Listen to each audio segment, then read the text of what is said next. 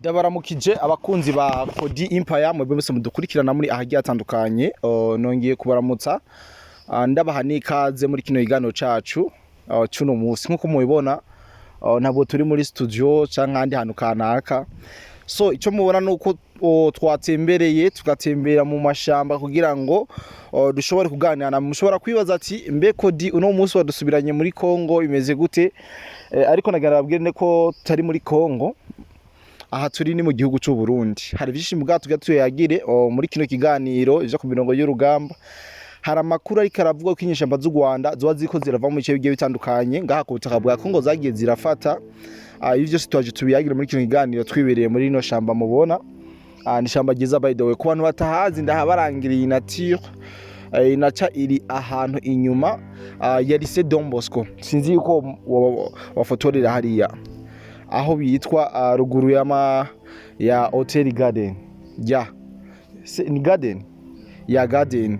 Yes, niho twibereye. Aha niho nkikira umunyeshuri nakunda kuza kwigira kubera kwanka induru zo mu makartier.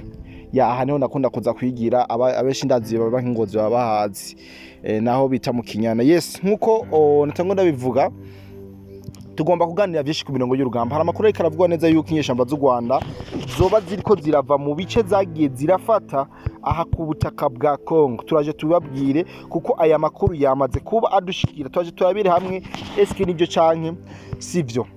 Hari amakuru y'abasore ba Red Tabara bakomeza gufata ku mirongo y'urugamba, ndetse muri iyi video mwabonye yatanguye agace gato, mwabonye video y'umusore wo muri Red Tabara avuga uburyo yinjiye naho yinjiriye, ko yabanje kuja mu Rwanda, aravuga byinshi, ndetse urabona neza ko bariko barafatwa cyane ku rugero rudasanzwe. Muri kino gano kandi turaza kurabira hamwe igituma abantu benshi b'abakongomani barimo M23 uno munsi bari kubarishikana canke uno munsi tuko turabona bari kubarishikana mbere atana front line yabaye mu gugasanga ariko barishikana mu bice bigiye bitandukanye birimo amaposition ba FARDC ndetse n'abazarindo. Sivyo gusa turaza kugaruka muri Tongo muri Rucuru tubabwire kubijanye n'ibitero wazarindo yahagavye, ibitero bikomeye cyane cyaza kuganira uko vyagenze ivyo bitero.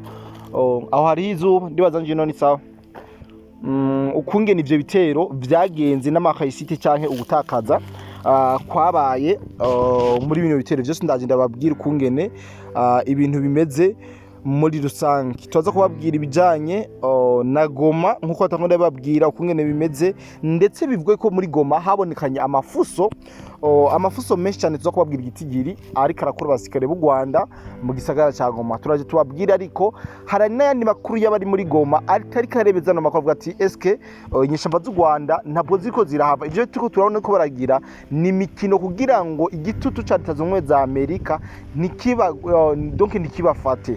Ivyo tutaje tubirabire muri kino kiganiro kuko twamaze kuba tubitegura, twamaze kuba tuyishira ku meza y'ibiganiro tugira tubashikirize. Twaga tunababwire kandi yuko ari byinshi tugomba kuganira muri kino kiganiro. Ni byinshi pe, ndiko ndaraba ngaha ni byinshi cyane, ni byinshi. Aho mbere bambwira ati yuko kwiriginikizo ya 18 saa 12 z'umugoroba habonetse ibihuha bya gisirikare ngo biriko biraseha ibihuha bivuge ko hariko haraseha hosekere b'igihugu cy'u Rwanda. Ibyo twaje tubivugire hamwe muri kino kiganiro. N'amakuru ni menshi turanabire hamwe. Amakuru avuga ko President Paul Kagame yasavye M23 kurondera imfashanyo y'igisirikare mu gihugu cy'u Rwanda. Tuza kurabira hamwe eske uno munsi nyama ko narondera imfashanyo handi iyo bari bafise ntiriko iraboneka bimeze gute. Yes, kaze ni karibu muri kino kiganiro rero cacu cy'uno munsi tugiye kuganira. Turiko turitemberera gake mwana mashamba y'Ingozi. Yes, mwana mashamba y'Ingozi atakibazo na kimwe. Rero mu nkundire duhere ku ntango turabira hamwe ibijanye n'amakuru agaragara aravugwa. Tumaze imisi tubabwira ikibazo cya Red Tabara, tukababwira yuko Red Tabara uno munsi maginga tuvugana Red Tabara itabaho. Red Tabara sikari ideology iri mu bantu, ndetse n'ikintu rigomba kubakira kugira ngo mu Burundi bashobore gucanisha abantu kujya mu gihugu cyo cy'u Rwanda babigize, ugasanga abantu barabana mugani bacana uwaka. Ibi nivyo uno munsi bagomba gukora mu Burundi, kuko ugiye kuraba kwimba iyo Red Tabara ukaraba nabo bantu bitaba Red Tabara uca usanga ari nk'agatsiko k'abanywarumogi kagiye hamwe kakigira ngo nakagwi kabagwanya. Ofite maze kubereka amasanamu menshi yabo biyita Red Tabara, mugabo ugerageje kuraba uvuye ibwina urabona neza yuko aragatsiko k'abanywarumogi bagiye hamwe biyitirira ngo ni kiroberi oroki nta numwe je kuri front line. Donc ugerageje kuraba physically n'abantu bayinze n'abantu bishwe nibe byabenge sishobora kubona neze ko ari abantu bafise vision canke bafise objectif y'ikintu kanaka, mbere no gutera ngo gugomba gutera Uburundi. Abarundi nibajya masinzire kubera ko nyamba botegwa bajya bosubizwa inyuma n'abazamu ba kireta. Sinibaze ko ari umupolisi canke umusirikare yofata umwanya wengo agera ko bajya Red Tabara turiko turabona, sindavyibaza. Rero uno munsi buno busore nyene bikora fatwa na Wazalendo buvuga uburyo bwagiye burinjira muri bino bisirikare byaba bagabo, ukungene bwagiye burashukwa, ukungene bwagiye burahendwa. Uno munsi ndibaza hari bamwe muri Red Tabara kubera ko Red Tabara ukuvuga kwayo ete en 2015 bamaze kuja mu barabara bakora manifestation bakagerageza gutemagaza ubutegetsi bwa president Nkurunziza, niho baciye bavuka. Rero uno munsi hariho abari bakiri abana kiya gihe, uno munsi rero bakuze bisanga muri ubwo buja bw'aba Pacifique n'aba Margarita n'abandi bahimbiri, abo no kwita bahimbiri canke abashenzi. Mijambo ry'Imana avuga ko umushenzi ari umuntu atabatijwe. Rero aba bantu nibo bashutse no gwaruka gwisanga mu buhungiro, kandi rwaboneka neza yuko atagikozwe dushobora no gusazira mu buhungiro ndetse bakanapfira kubera ko ntaco berekana bako baragwanira, kuko ugerageje kumva ivyo bavuga biratandukanye nta fatiro bafise. Uwo dufashe amateka y'ibiroberi vyagiye birabaho, Red Tabara zo gusanga ari akasa mutwe ko ntibafise icyo bariko baragwana. Bavuga yuko bagomba guhabuza mu gihugu ngo barokore ngo batabara igihugu, tukasha dusanga ico gihugu amahoro gifise atemba ku vyatsi, tukasha tubura rero cyatumye bana banywarumogi bajya mu mashamba. Rero je yenda bisaba Nwarumogi nuko mba ndababona uko yo bari kiroberi ciyemye twabona ari abantu kabisa, tuvuga ati abantu kabisa nubwo bimeze uku barashobora kugwana bagafata basi bagafata n'umutumba no canke quartier nimwe, mugaba tubona kabisa n'inyumba 10 inyumba 10 vyogorana kugira ngo bayifate bayimaramwe n'iminota 5. Aya makuru ndizera neza ko ntagomba kuyateba ko kubera ko tumaze kuyavuga ment fois, tumaze kuyavuga ko ibintu byinshi niyo mpamvu ntagomba gusubira kuzanda babwira ibintu vya Red Tabara kubera ko iyi Red Tabara ntibaho kabisa. Ahubwo aba bana abavyeyi bafise abana bagiye muri biriya biti biroberi kandi atari biroberi, ari ubutsiko bw'abanywarumogi bwafonzwe n'abagomba gukamisha mu bazungu ba Pacifique na ba Margarite. Sinibaza yuko ibi bintu bikwiye kuguma kunguko, ahubwo aba bana nyene ico nosaba Red Tabara nyamba hari Red Tabara ko barankurikirana ni mwirevolute birevolute kabisa, kuko baramaze guhenda, kuko mumaze kwisanga mu bujango ubwo ataco muri bukore. Murasaba ko mwirevoluta kwirevoluta sukundi cambere, murasaba imbabazi leta yanyu. Urumva murasaba imbabazi leta yanyu abo babahenze, kuko nta numwe muri kumwe ngaho mu mashamba ya Kongo umubura bajya ukabasubira, nta numwe muri kumwe ngaho mu mashamba ya Kongo. Iyo mba ndiko natanga zino manuro hari abazumva n'abatazumva, muga vyiza nuko zino video tuko turakora mwoza muradisharinga mukaziha abandi bantu zishobore kugira kure, kugira ngo abantu benshi bareke kugwa muri ako kaga.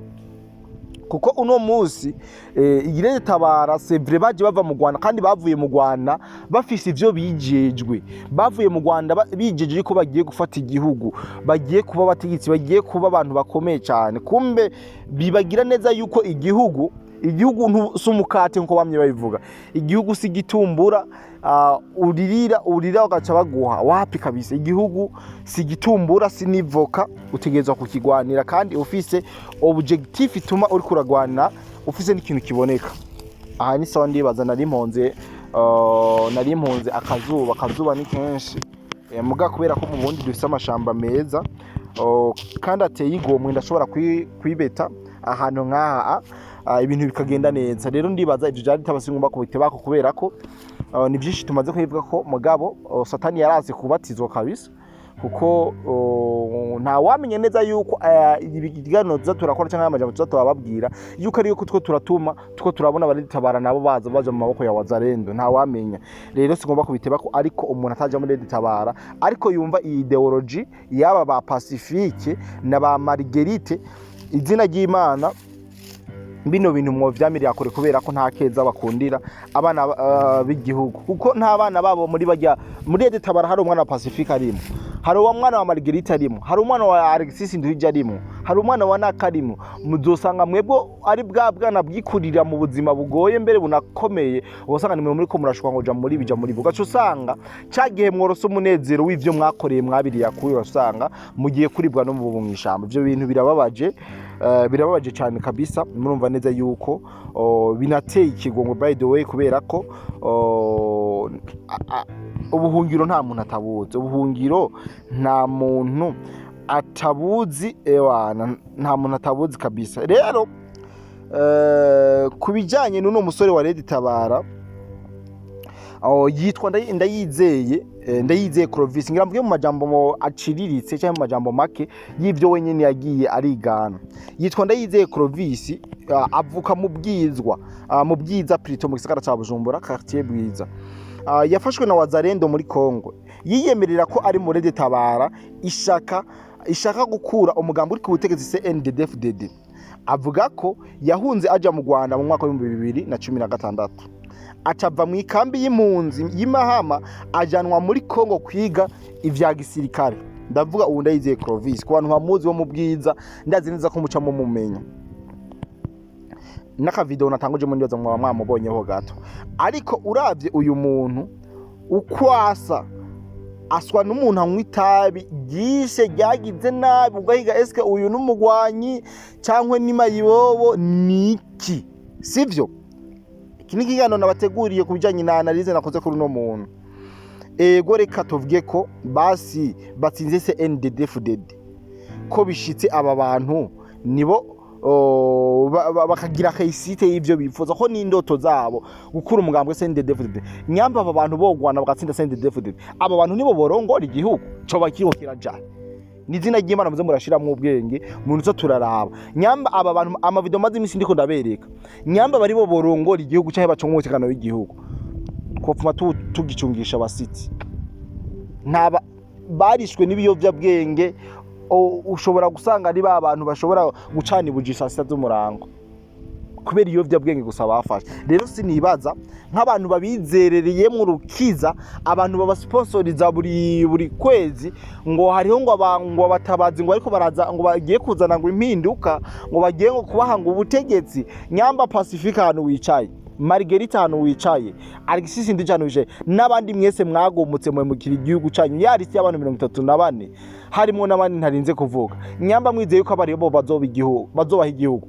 Aha niho gutuma imbwa kurahura mwishwanje, nukugirane ni gutuma imbwa kurahura. Ibi ndabivuze mwamubona umengo harimo joke nyinshi cyane, mugabo umwana w'ubwenge yumvira mu bwishi. Nyamba ba Pacifique na Marguerite abizeye yuko iyi Editabara tuko turabona ari izobaha igihugu, muraheze mu buhungiro, mwatumye imbwa kurahura. Iyi mbwa itumye kurahura ikikora niki? Ishitse cya yiryamira cya yota wamurira.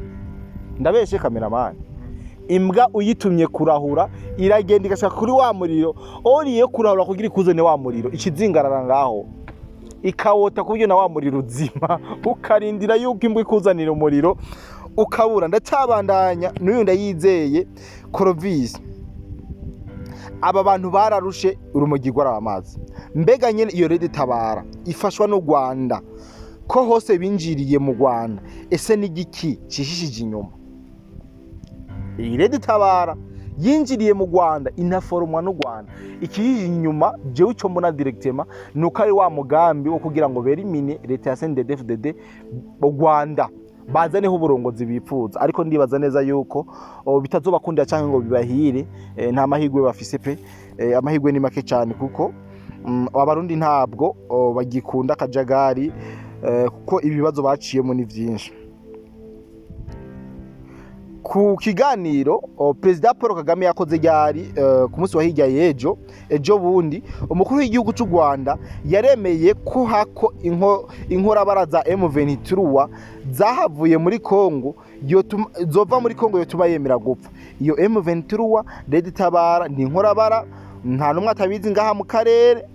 Muri make M23 Editabara Kagame yemera ko ari abatutsi bariko ngo baraharanira agateka kabo, ko atawonu banumisha kiriyetse ibishwe bose, ariko tukibagira wewe katajya kuri front line. None nimba ari ngorane y'ubwoko vy'ukuri inkehwa, kuki abatwa badatora ibigwanisho nabo ngo bikingire? Ego turavuze ati President Paul Kagame abona yuko ubwoko bw'abatutsi ari inkehwa, sivyo? Abatwa bo kubera iki badatora imipanga n'amacumu n'amasoro baje kurasa?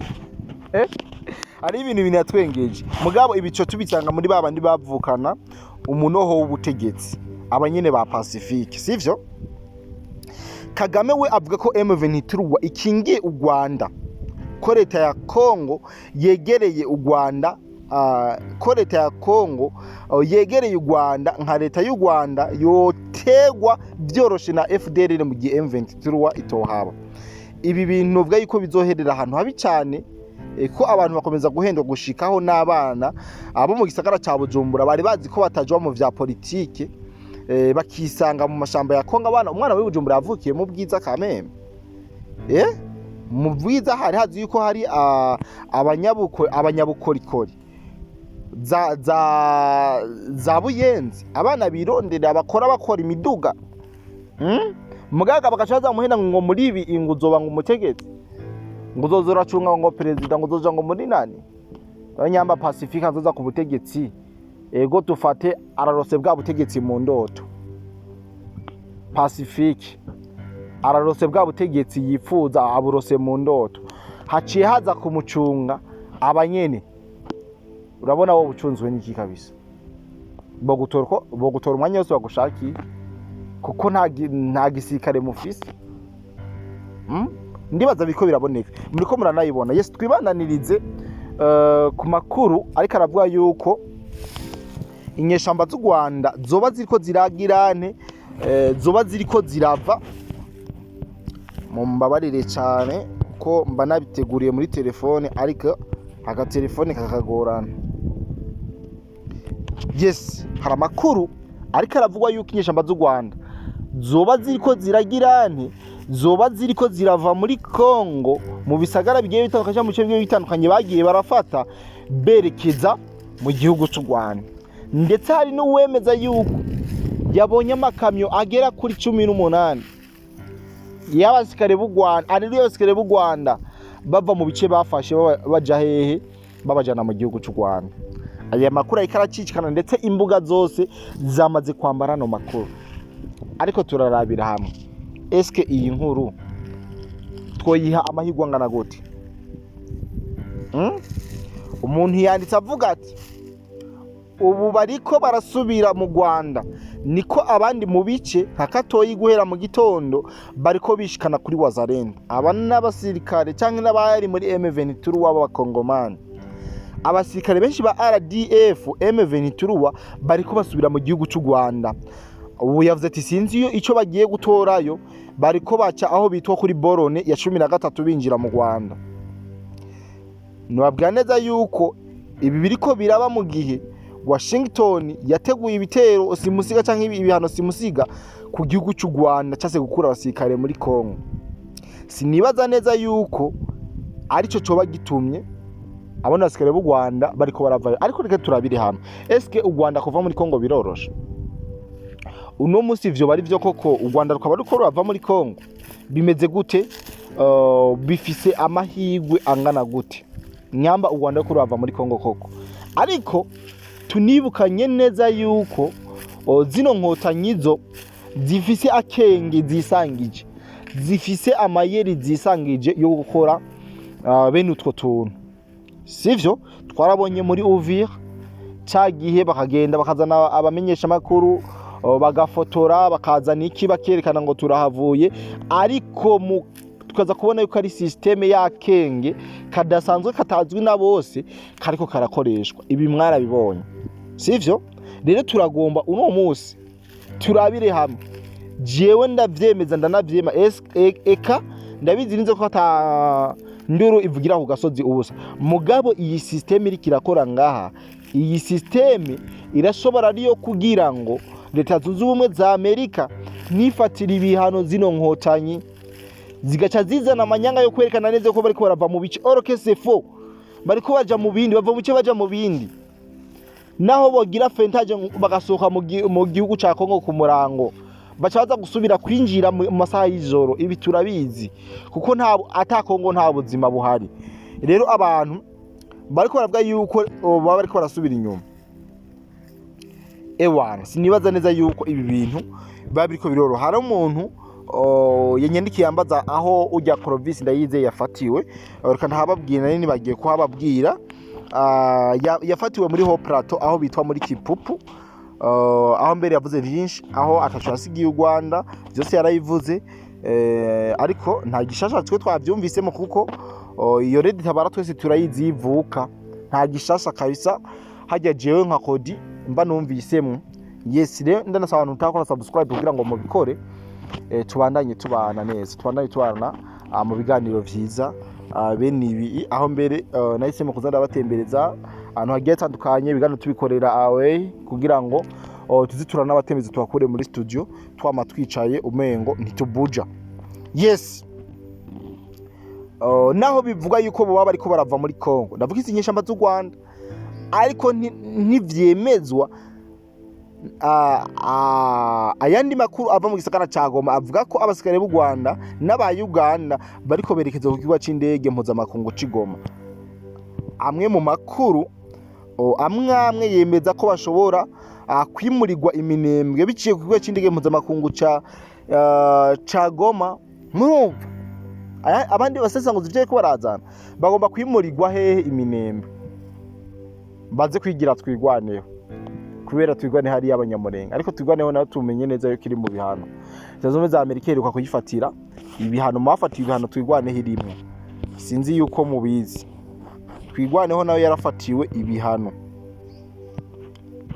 ibihano kabisa ibindazi neza yuko mubizi twigwaneho nawe iri mu bihano sinibaza rero yuko bagomba kuja kuyigira twigwaneho kandi twigwaneho nayo iri mu yabira aya namakuru rero mba ndabashishije mu kugira ngo muze murabimenya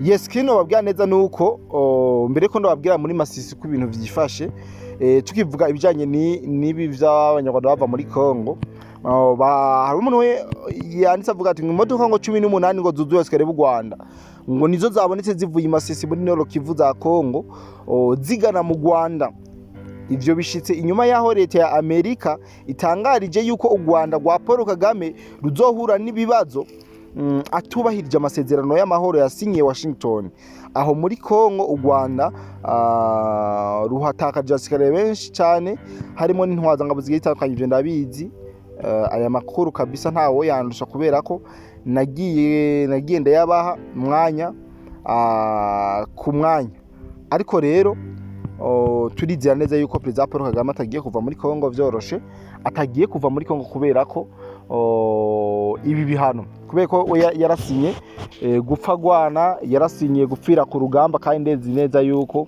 umugambi yateguye yategerezwa narijya atari we karagwanira intambara kuko izino ntambara wese wari karazigwana harawe abo yise ivyuma vy'ubwirinzi iyo uvuze avyuma vy'ubwirinzi ububizi neza yuko nyene ari babasirikare b'u Rwanda babana ba Red Tabara bariko barapfirayo donc bajya abana bakoreshwa batazi ivyo ari ivyo ugasanga nibo bita ivyuma canke ivyuma vy'ubwirinzi rero nibo bahurira ibibazo n'imiryango yabo sinibaza neza rero yuko hariho umuntu wo mu muryango kwa President Paul Kagame ariko aragwana zino ntambara zo muri Kongo je ndibaza n'igisanira cyakure nta numwe nuwo barimo yo batangira komande mu Kigali tuza turacakenge kubera ko turabona neza yuko ivyo dukoreshwa tuba turiko bariko baraduprofita kubera ko intege nke zacu ndetse ugacu usanga ni n'ubuzima bubi twari tubayemwo rero umuntu amaze kugufatira mu bukene kabisa abaguhejeje umuntu amaze kugufatira mu bukene abaguhejeje ivyo rero biko birashikira aba benshi bariko baragwanishwa muri zyo ntambara muri ko murabona ziko zirabera ngaha muri Kongo singomba kubabwira byinshi hari amakuru menshi mbago bakabashikiriza ariko ko mubona yuko ndi mu rugendo kandi rutanyorohereza mugabo murabona neza yuko nshobora gufata iminota 10 canke iminota 15 tukaganira mu kiganiro kiba kiri kigufi cyane kugira ngo dushobore kubabwira byinshi, dushobore kubabwira ibiri ku mirongo y'urugamba, dushobore kubabwira byose muri rusanga ama front line ko ameze, just twafata umwanya ukwiye kabisa tukabitegura kugira ngo dushobore kubibasangiza. Rero mu nkundire shimire cyane abantu bose tubanye muri kino kiganiro, abakunze kano ka visite ko kuja muri nature kugira ngo dushobore kuganira namwe, kuko niho hataba hari amabruit, abameze neza murumva akayaga ni bon, utunyoni two numva gusa kabisa. Abantu bakunze kino kiganiro, abantu bahumvise byinshi, muze muri commentaire tuyagireyo, hama turongera guhura mu bindi biganiro byacu umundi mwanya. Uwiteka Imana yongeye kudutiza umwanya. Ni mpwemu. Bye bye.